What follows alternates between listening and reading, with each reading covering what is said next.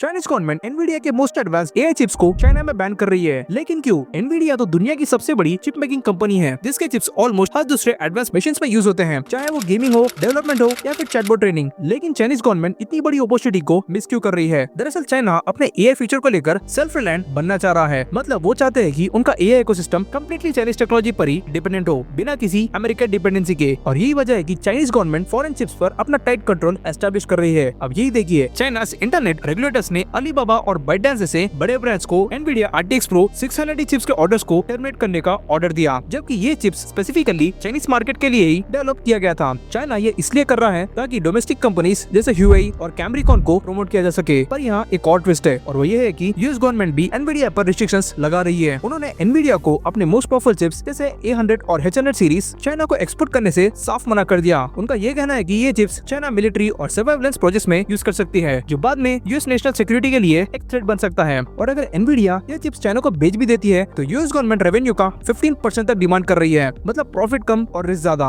अब सोचिए, एक तरफ चाइना अपनी टेक्नोलॉजी को इंडिपेंडेंट बनाना चाहती है और दूसरी तरफ यूएस अपनी टेक्नोलॉजी को प्रोटेक्टेड रखना चाहती है, लेकिन बीच में फंस रहा है एनवीडिया। अगर ये रिस्ट्रिक्शंस और बैन्स ऐसे ही चलते रहे तो एनवीडिया के लिए एक बहुत बड़ा फाइनेंशियल झटका हो सकता है और ग्लोबल एआई रेस पर इसका इम्पैक्ट डायरेक्ट पड़ेगा। क्या चाइनीज गवर्नमेंट सही कर रही है या गलत? आपका आंसर कमेंट्स में जरूर बताइए। Follow the code with Mubeen for more such insights.